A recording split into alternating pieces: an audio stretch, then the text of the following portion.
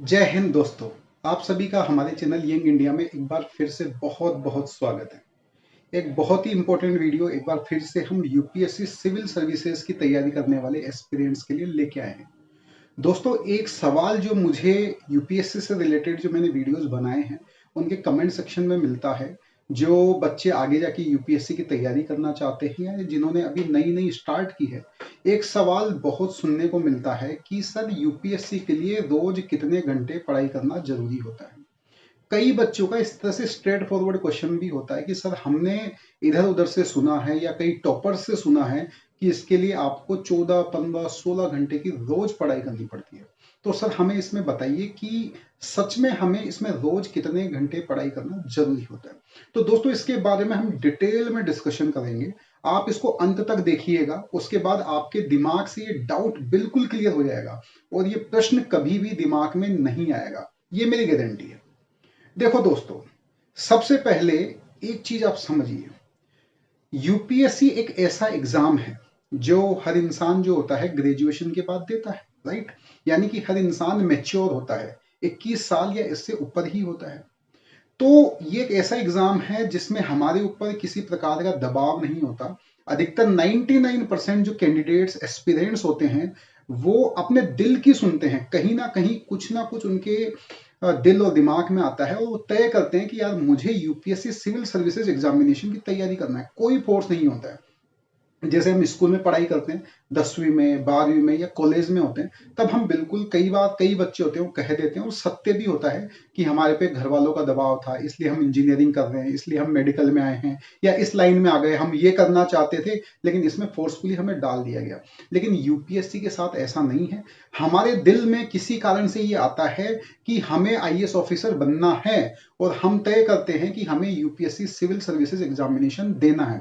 Otherwise इतना बड़ा exam है, एक मैराथन की तरह है ना। जब तक खुद के दिल से नहीं आएगा ना, इसके लिए तैयारी करना संभव ही नहीं है। पहली चीज कि हमने अपने दिल से चुना है, इसे कोई दबाव नहीं है। दूसरा दोस्तों, आपने जहां से भी सुना है कि इसके लिए 15, 16, 17 घंटे पढ़ाई करनी पड़ती है, ये बिल्कुल एक झूठी बात है। इस तरह की बातों पे आपको यकीन नहीं करना चाहिए। देखिए दोस्तों, आपको एक चीज समझ लेनी चाहिए कि यूपीएससी एक ऐसा एग्जाम है, इतना बड़ा सिलेबस है, पूरे इंडिया लेवल पर जो बेस्ट माइंड्स होते हैं वो इस एग्जाम के लिए compete करते हैं। आप ये चीज समझिए, इतना बड़ा सिलेबस होता है तो इसके लिए आपको 1.5 से 2 साल बिल्कुल जी जान लगाकर तैयारी करनी पड़ती है। पूरी 2 साल की जो अवधि होती है, 1.5 साल की जो अवधि होती है, उसके अंदर जिंदगी का एक ही मकसद हो जाता है, वो है यूपीएससी के लिए पढ़ाई करना। ठीक है। लेकिन एक चीज और आपको समझना पड़ेगा कि ये जो है कोई स्प्रिंट जो होती है ना, छोटी दौड़, 100 मीटर या 200 मीटर की दौड़ नहीं है कि आप जो है किसी एक दिन या 2 दिन की पढ़ाई है कि आपने उसमें जग ली, अपनी हेल्थ खराब कर ली, 13, 14, 15 घंटे की पढ़ाई कर ली। ये लंबी दौड़ है, इसको लंबे समय तक चलना है। तो आपको इसको इस तरीके से करना है कि आपकी हेल्थ इंपैक्ट ना हो, आपकी फिटनेस इंपैक्ट ना हो और उसको रोज उतने घंटे कर सको। तो 15, 16, 17 घंटे ये करना संभव नहीं है। लेकिन एक चीज बिल्कुल तय है कि ये 1.5 2 साल की जो अवधि है जिसमें आप यूपीएससी सिविल सर्विसेज का गोल लेके चल रहे हो, इसमें इस गोल के अलावा हमें और कुछ नहीं दिखना चाहिए, राइट। ये जैसे अर्जुन के लिए चिड़िया की आंख थी, वैसे हमारे लिए यूपीएससी क्रैक करना होना चाहिए। 2 साल और कुछ नहीं करेंगे, ठीक है। इसमें आपको कोशिश करनी चाहिए कि मुझे जो है अपना बेस्ट पॉसिबल कोशिश करनी है कि मैं ज्यादा से ज्यादा पढ़ाई कर सकूं, लेकिन क्वालिटी पढ़ाई करूंगा। जब भी पढ़ाई करूंगा मन से पढ़ाई करूंगा और जब भी पढ़ाई करूंगा अपनी जी जान लगा दूंगा। जबरदस्ती किताब लेके नहीं बैठूंगा। पन्ने जो होते हैं किताब के वो गिन के पढ़ाई नहीं करनी है, घंटे गिन के पढ़ाई नहीं करनी है। जब भी करनी है दिल से पढ़ाई करनी है और जी जान लगा के पढ़ाई करनी है, अपने लक्ष्य को ध्यान में रखते हुए। इसमें आपको कोशिश करनी है कि हमें अपनी बेस्ट एफर्ट देना है रोज, कि ज्यादा से ज्यादा क्वालिटी पढ़ाई की जाए। वो कैसे संभव होगा, उसके लिए दो चीजें मैं आपको बताने वाला हूं। दोस्तों, दिन भर हम जो होता है या तो पढ़ाई करते हैं या और बहुत सारे काम करते हैं। सोना, एक्सरसाइज करना, इधर उधर बातचीत करना और भी कुछ एंटरटेनमेंट करना, और भी कई चीजें होती है जहां हम अपना समय लगाते हैं। आप पढ़ाई के अलावा जब भी कोई भी काम कर रहे हो तो आपको अपने दिमाग में एक प्रश्न अपने आप से पूछना है कि क्या जो मैं ये काम कर रहा हूं ये डायरेक्टली या इनडायरेक्टली मेरे को अपने यूपीएससी के लक्ष्य में मदद करता है या नहीं करता है। मैं कुछ एग्जाम्पल लेता हूं। अगर मान लो आप 7 से 8 घंटे की बिल्कुल क्वालिटी साउंड स्लीप लेते हैं, तो आपका आंसर होना चाहिए कि ये जो है मेरी एफिशिएंसी बढ़ाता है, ये मेरे को हेल्दी रखेगा। जब मैं पढ़ाई करूंगा तो शांत दिमाग से फोकस होकर पढ़ाई कर पाऊंगा। तो 7 से 8 घंटे की जो नींद है ये मुझे मदद करती है अच्छे से पढ़ाई करने में। तो इसको मुझे रेगुलरली करना चाहिए, पहली चीज। अगर आप रोज आधा 1 घंटे एक्सरसाइज करते हो तो अगेन ये वेस्टेज ऑफ टाइम नहीं, इन्वेस्टमेंट ऑफ टाइम है। It will help you to prepare in better sense. ठीक है, अच्छे से तैयारी करने में ये मदद करेगा।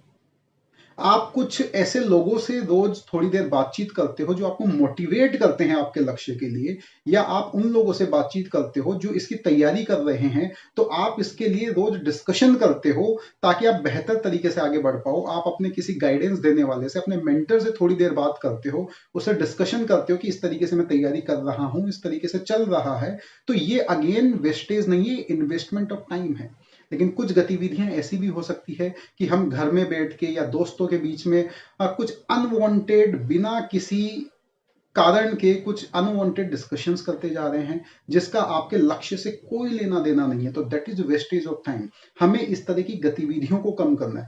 सोशल मीडिया पे, इंस्टाग्राम, फेसबुक पे अनवांटेड जो है एंडलेस स्क्रॉलिंग करते जा रहे हैं, तो again this is wastage of time. अगर आप यूपीएससी जैसा बड़ा गोल दिमाग में रखते हैं तो इन चीजों को छोड़ना नहीं, बिल्कुल खत्म करना होगा, बिल्कुल खत्म करना होगा। तो दोस्तों ऐसे बहुत सारी एक्टिविटीज हो सकती है। शुरू में जब आप कुछ दिन इस एक्टिविटी को करोगे कि आप हर गतिविधि को इस नजरिए से देखोगे कि क्या ये मुझे मेरे लक्ष्य में मदद करती है, तो इसमें मुझे समय डालना चाहिए, अदरवाइज इसको मुझे अपनी जिंदगी से निकाल देना चाहिए।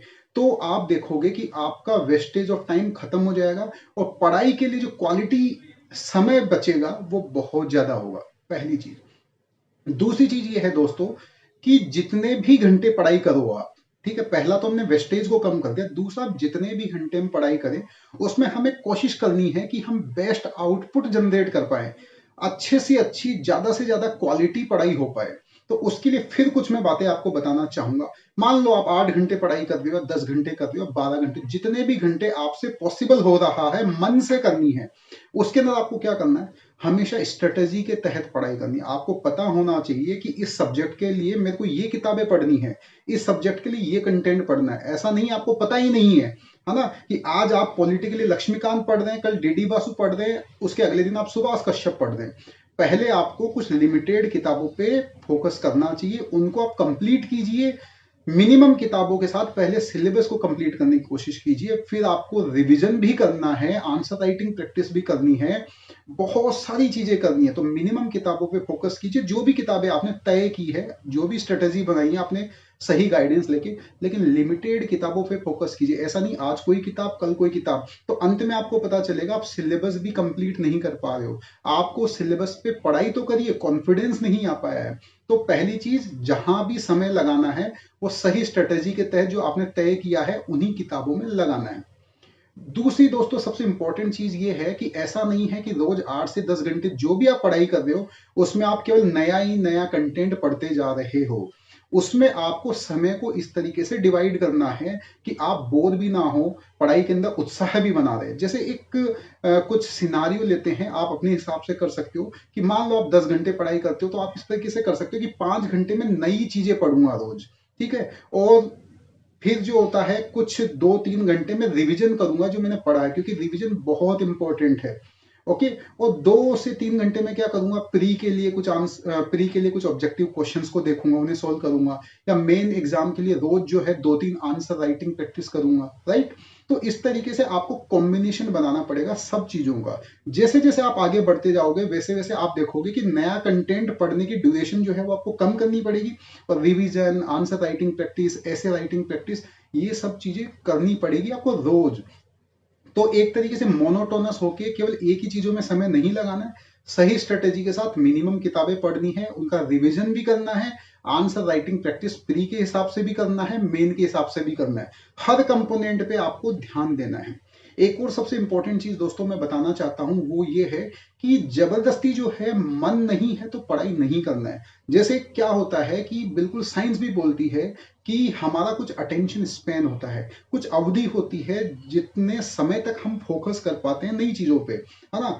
तो जैसे मान लो आपने 45-50 मिनट एक बार क्वालिटी पढ़ाई कर ली, उसके बाद अपने आप का ब्रेक दे सकते हो, है ना। 50 मिनट पढ़ाई करी, 5 मिनट या 10 मिनट का ब्रेक ले लो। उस ब्रेक में कोई समय वेस्ट करने वाली चीजें नहीं करनी है, अपने आप को थकाने वाली चीजें नहीं करनी। उसमें आप म्यूजिक सुन सकते हो या कुछ भी मोटिवेशनल चीज कर सकते हो, या कुछ छोटी मोटी जो नैप बोलते हैं, छोटी नींद ले सकते हो।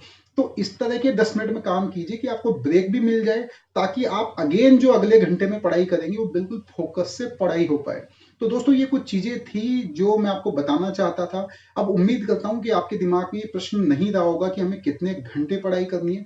कुल मिला के सार ये है दोस्तों, ये लक्ष्य आपने खुद से चुना है, दिल से चुना है। तो दिमाग में बैठा लीजिए कि 2 साल तक एक ही लक्ष्य है, और उसके लिए हम किसी भी जगह अपना समय वेस्ट नहीं करेंगे, केवल सही स्ट्रेटेजी के साथ पढ़ाई करेंगे और उसके इम्प्लीमेंटेशन पे भी ध्यान देंगे। मन से पढ़ेंगे, जी जान से पढ़ेंगे। ठीक है दोस्तों, अब भी कोई सवाल हो तो आप कमेंट सेक्शन में हमें बताइएगा, हम उसका बिल्कुल जल्द से जल्द जवाब देंगे। आप सभी को ऑल द बेस्ट, तैयारी में लगे रहो और अपने मंजिल की तरफ बढ़ते रहो। मिलते हैं अगले वीडियो के साथ, तब तक के लिए जय हिंद, जय भारत।